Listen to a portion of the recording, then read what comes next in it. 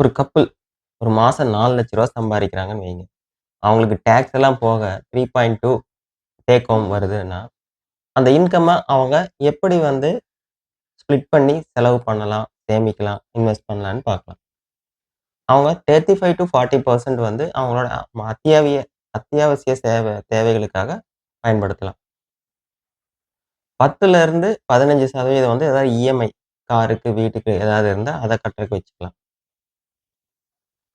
3லிருந்து 5% health insurance, term insurance இதுகளுக்கு பிரீமியமா கட்டுறக்கு use பண்ணலாம். மிச்சம் 35-40% அவங்க இன்வெஸ்ட்மென்ட்க்கு போடலாம். அந்த இன்வெஸ்ட்மென்ட் எப்படி இருக்கணும் அப்படின்னு பார்த்தீங்கன்னா, அதுல அவங்க அத்தியாவசிய செலவுகளுக்காக செலவு பண்றது 35%லேருந்து 40%ன்னு வச்சுக்கிட்டா, ஒரு 1.2 lakh to 1.4 lakhs per month அவங்களுக்கு கம்பல்சரியா தேவை. ஸோ இது ஒரு 6 மாசத்துக்கு தேவையானது. ஒரு 6லேருந்து 7 லட்ச ரூவா வந்து வந்து அவங்க எமர்ஜென்சி ஃபண்ட் அது ஒரு எஃப்டியாவோ இல்லைன்னா டெபிட் ஃபண்ட்லயோ போட்டு வச்சுக்கணும்.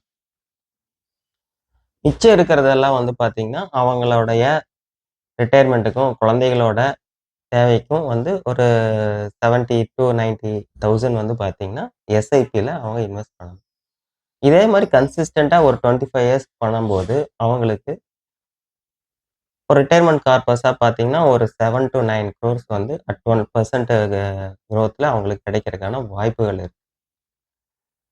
இந்த மாரி பிளான் பண்ணாம அவங்க அவங்க ஓனா பண்ணும்போது என்ன அதிகமா பண்றாங்க அப்படின்னு பார்த்தா, ரியல் எஸ்டேட்ல நெறைய இன்வெஸ்ட் பண்றாங்க.